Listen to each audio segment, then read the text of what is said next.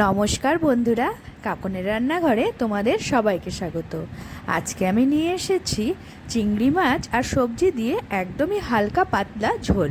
যা গরম পড়েছে, এই ঝোল কিন্তু স্বাস্থ্যের পক্ষে খুবই উপকারী। তো ঝটপট দেরি না করে চলো দেখে নেওয়া যাক। আমি এখানে কয়েকটা চিংড়ি মাছ নিয়েছি আর নিয়েছি সবজি। সবজি তোমরা তোমাদের ইচ্ছে মতো দিতে পারো। আমি এখানে আলু, বেগুন, ঝিঙে, পটল এই সব সবজি দিয়েছি। তো চলো ফটাফট মাছগুলো ভেজে নিলাম। এবার মাছগুলো একটি পাত্রের মধ্যে তুলে নিলাম।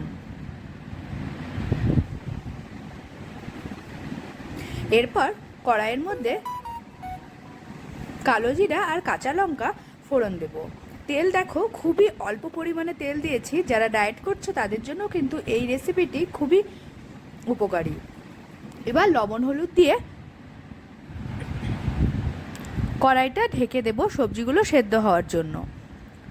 দেখো, সবজিগুলো সেদ্ধ হয়ে গেছে আর ভাজাও হয়ে গেছে। এবার চিংড়ি মাছগুলো আমি ছেড়ে দেব। তারপরে জল দিয়ে ভালো করে নাড়াচাড়া করে 10 মিনিট ফুটতে দেব। ভালো করে ফোটা হয়ে গেলে গ্যাসের ফ্লেমটা নিভিয়ে দিলেই গরম ভাতের সাথে খেয়ে নাও এই গরম গরম চিংড়ি মাছের সবজি দিয়ে ঝোল। ভিডিওটি ভালো লাগলে লাইক, কমেন্ট, শেয়ার ও সাবস্ক্রাইব করতে ভুলো না।